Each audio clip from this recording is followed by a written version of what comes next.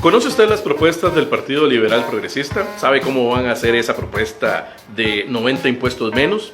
¿Conoce usted cuáles son sus principales ideas respecto de la reactivación económica o quizás de eliminarle trabas a los comercios y a los consumidores para que vivan mejor? Hoy en Consumidores Activos nos acompaña el candidato presidencial del Partido Liberal Progresista, Eli Feinsack. Acompáñenos.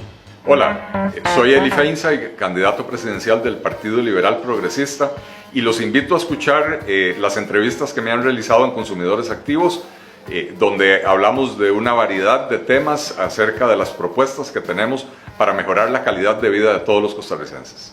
Don Eli, muchísimas gracias por acompañarnos nuevamente aquí en Consumidores Activos. Verdaderamente es un honor que usted haya sacado un ratito de su tiempo para compartir con todos nuestros amigos algunos temas de arranque de campaña que están generando muchísima discusión. Bienvenido nuevamente. Muchísimas gracias, Gilberto. Como siempre, de verdad es un placer estar por acá. Me parece que la asociación hace un trabajo magnífico y el programa Consumidores Activos, saludos a toda la audiencia, es magnífico, es una magnífica fuente de información. Muchas gracias, don Eli. 90 impuestos menos, dijo usted. Ajá. Y la gente dice, eso es populismo. Ajá. Eso es lo que la gente dice. Ajá. ¿Es real la propuesta de 90 impuestos menos? Eso pasa por la Asamblea Legislativa y por la necesidad de que hayan muchos diputados liberales en la próxima Asamblea. ¿Es populismo eso? Gilberto, populismo es en un país que ha estado 4 años al borde del precipicio fiscal, venir a decir que aquí no hace falta tocar las instituciones públicas, que aquí la solución es lanzar programas faraónicos de gastar miles de millones de dólares de plata de los costarricenses para crear más programas sociales y para toda clase de ocurrencias. Eso es populismo, porque es decirle a la gente lo que quiere oír, ¿verdad? Que no tenemos que hacer ningún ajuste. Eliminar 90 impuestos es perfectamente factible si queremos disminuir el costo de la vida, si queremos crear las condiciones para que los emprendedores, los empresarios, la empresa pequeña, mediana, grande, puedan crecer, crear oportunidades, crear empleo, aumentar sus ventas y por lo tanto también aumentar lo que pagan en impuestos, porque entre más ventas, más recaudación, ¿verdad? Y ciertamente eso tiene que pasar por la Asamblea Legislativa, pero si este gobierno, con solo 10 diputados y una dirección tan incompetente, logró pasar una reforma fiscal que nos clavó de impuestos, que también tenía la regla fiscal, y hay que reconocer que eso era bueno, ¿verdad? Pero si este gobierno logró convencer a suficientes diputados de aprobar esta reforma fiscal, que más bien fue en contra de los intereses de la población, yo tengo plena confianza de que nosotros conversando podemos convencer a los suficientes diputados de aprobar un proyecto de ley que además va a tener un gran apoyo popular, porque eliminar 90 impuestos es simplificarle la vida a la gente, es devolverle dinero a la gente, eso más bien es permitirle a la gente quedarse el dinero en su bolsillo, para que a fin de mes la persona pueda ir y comprar lo que tenga bien comprar y poner ese dinero a circular, y al poner ese dinero a circular reactivar la economía. Costa Rica tenemos cosas muy ridículas, Gilberto. Nos preguntamos por qué las cosas son tan caras en Costa Rica, y hay muchísimas explicaciones, pero una de ellas es esta, ¿verdad? Imagínense que usted se quiere comprar un bistec en la carnicería. Usted sabe el viacrucis que tiene que hacer ese bistec antes de llegar a la carnicería. En primer lugar, el ganado se alimenta de pasto y de hierbas y carambadas.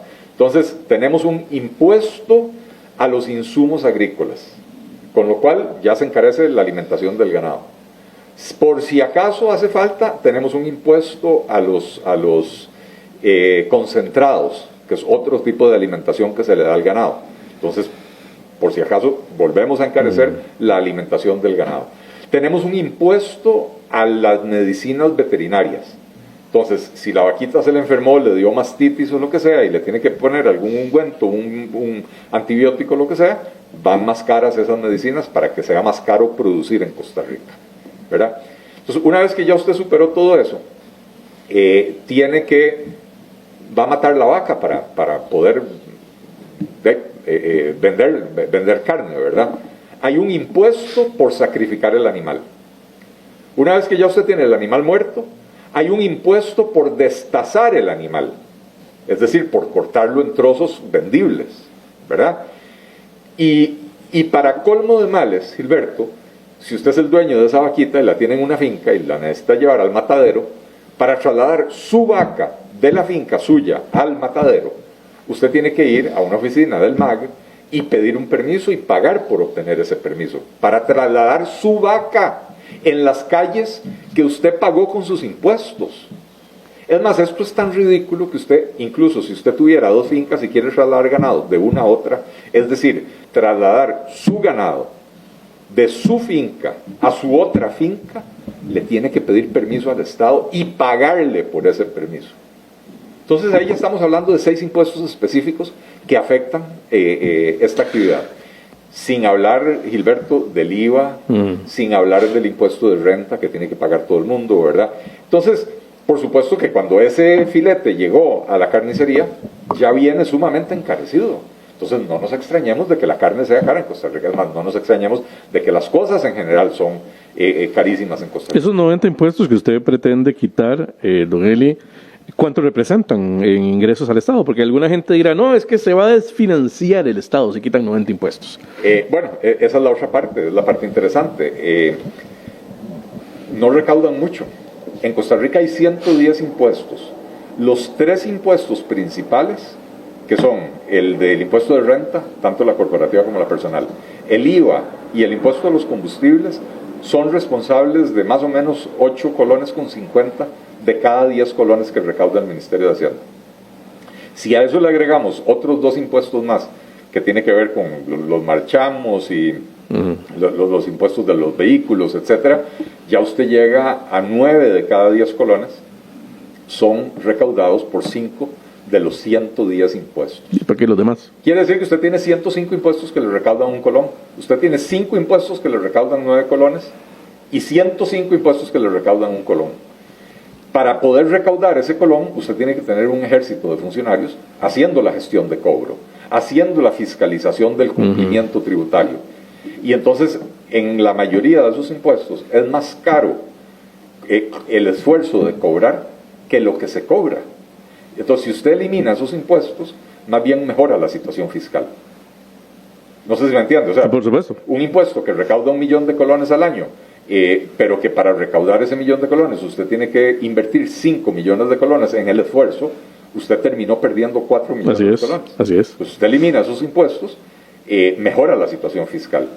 Y por otra parte, al eliminar todos los impuestos, usted le está liberando tiempo a la gente, tiempo a los productores, le está liberando dinero a los trámites, a la gente, ¿verdad? Sí, los trámites que hay que hacer, y hay que contratar contador, y hay que contratar asesor fiscal y abogado y toda la carambada. Entonces le está ahorrando tiempo y dinero a la gente, tiempo y dinero que se puede invertir en lo que las personas consideren mejor, hacer crecer el negocio, comprarse una vaquita nueva, comprarse un carro, lo que la gente considere, cada uno es dueño de su dinero, y eso se pone a circular, reactiva la economía, y por medio de la reactivación también se generan ingresos nuevos al fisco. Entre mayor actividad económica, mayor recaudación. Y un tercer elemento: todo ese personal que usted tiene hoy fiscalizando los 90 impuestos que vamos a eliminar, usted lo traslada a fiscalizar los impuestos que verdaderamente recaudan. Y entonces de pronto se aumenta la probabilidad de que la autoridad tributaria detecte a los evasores, porque tiene más personal haciendo eso. Y entonces eso hace que disminuya la evasión. Entonces también aumenta la recaudación por la vía de la disminución de la evasión. O sea, por todas partes esa situación es ganar-ganar. Entonces yo quiero ver a los diputados oponiéndose a esa idea, con el apoyo popular detrás de la gente clamando por elimíneme esos impuestos. Elimíneme esos 6 impuestos que me encarecen la carne. ¿Qué sentido tiene? O sea, es realmente insólito, es inexplicable, ¿verdad? Y estoy hablando nada más de impuestos. Hablemos de aguacate. Vamos a ver. ¿A usted le gusta el aguacate, don Eli? A mí me encanta el aguacate. El criollo, todas las variedades que hay por Esparza y todos esos lugares que son maravillosas.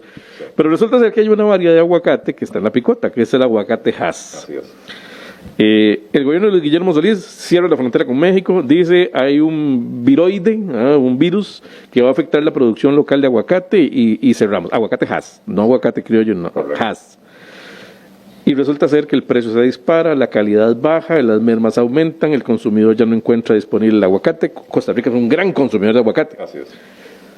Si usted gana la presidencia, don Eli, ¿qué va a hacer con el tema del aguacate? Ya que tenemos una sentencia judicial encima como país, porque ya el Tribunal Contencioso Administrativo le dio la razón a los importadores, y tenemos un panel abierto en OMC por el tema de aguacate. Estamos a punto de perder. Estamos a punto de perder. ¿Qué va a hacer usted, don Eli, con el aguacate? Entre las primeras acciones que tomaría como presidente de la República es eliminar esa restricción a la importación de los aguacates.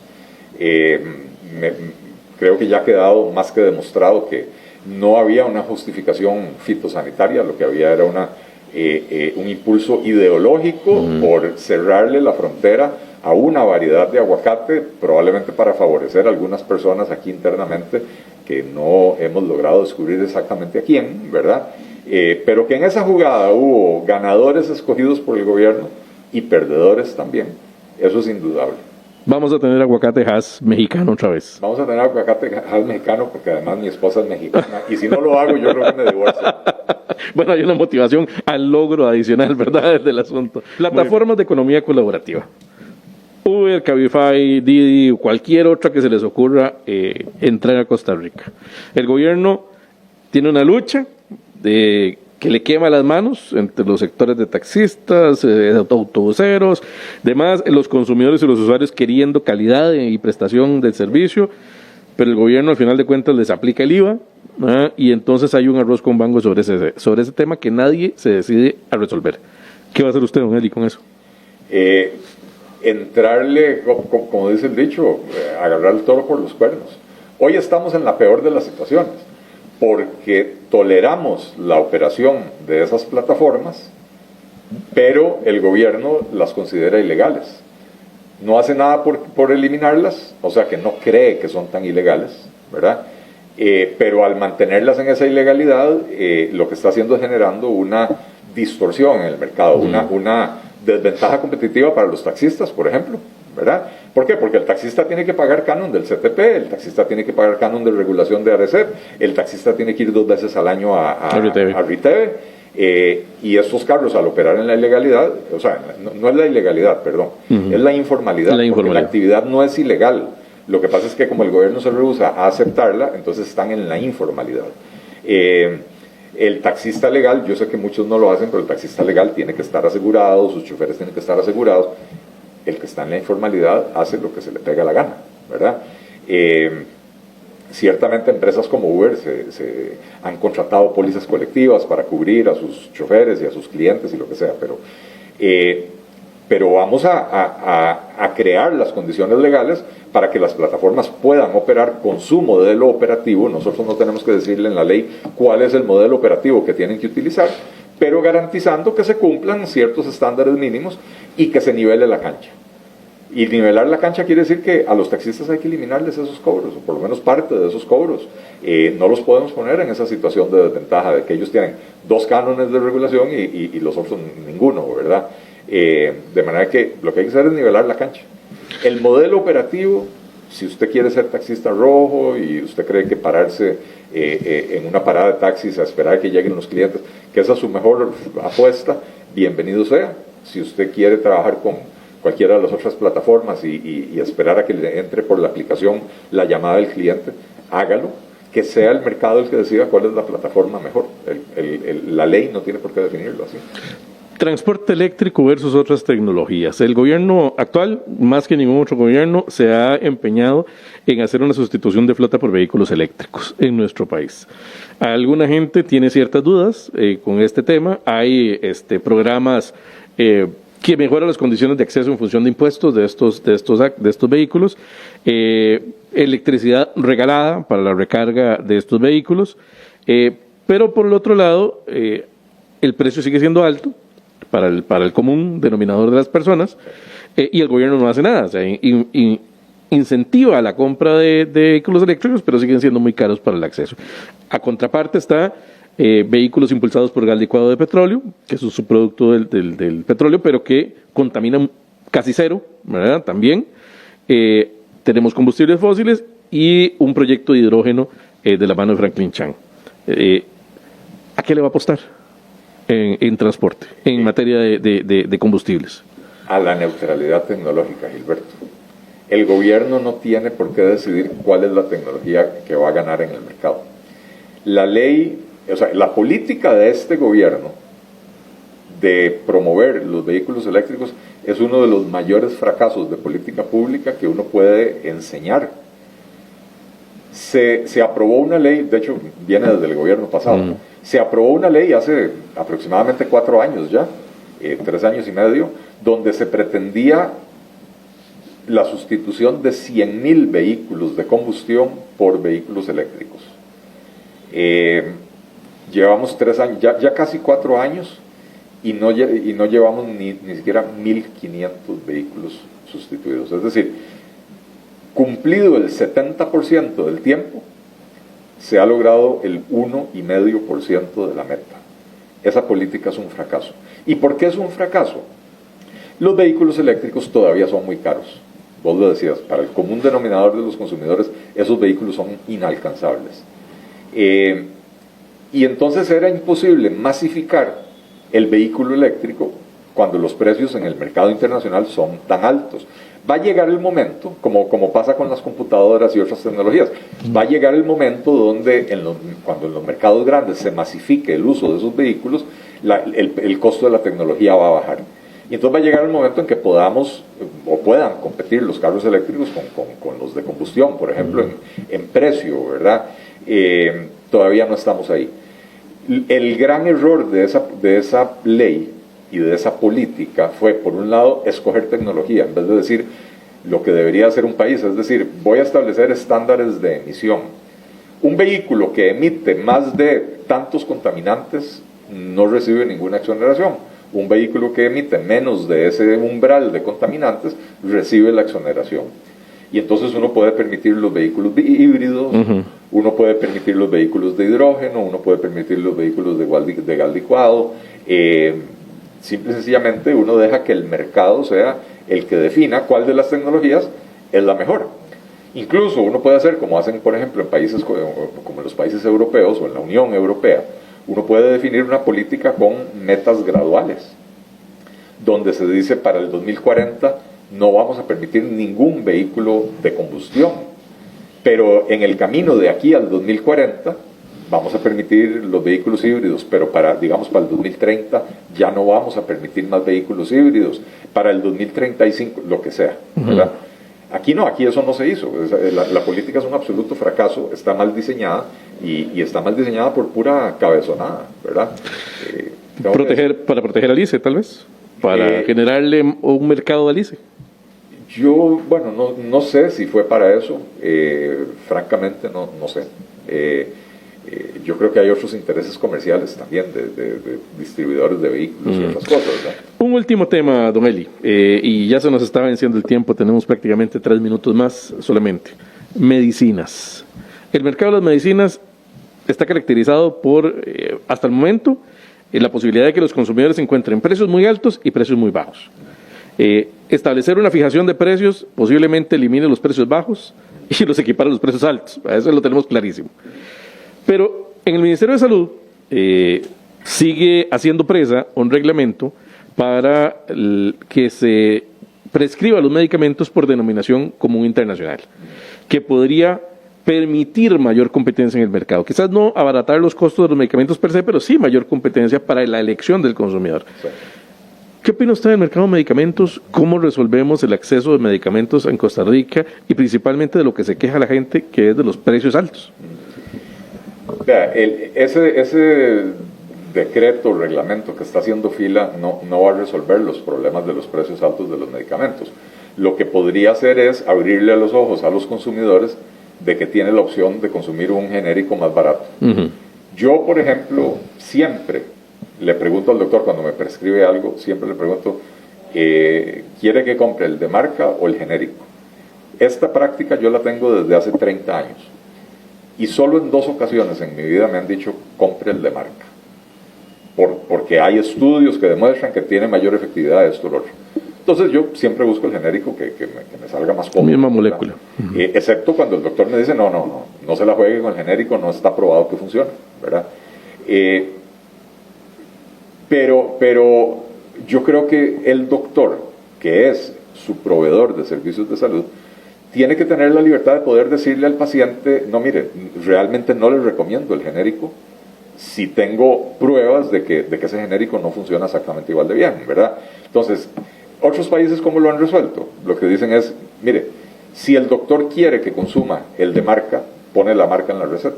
Si al doctor no le importa que consuma el de marca o el genérico, pone el principio activo y entonces el consumidor decide cuál compra, ¿verdad? Creo que es una mejor forma de resolverlo. Pero eso no nos va a resolver el problema de los precios altos, porque tenemos situaciones de mercado donde hay mucha concentración en la importación y en la distribución mayorista, y ahora también se está dando un proceso de consolidación en la distribución o en el mercado minorista, ¿verdad?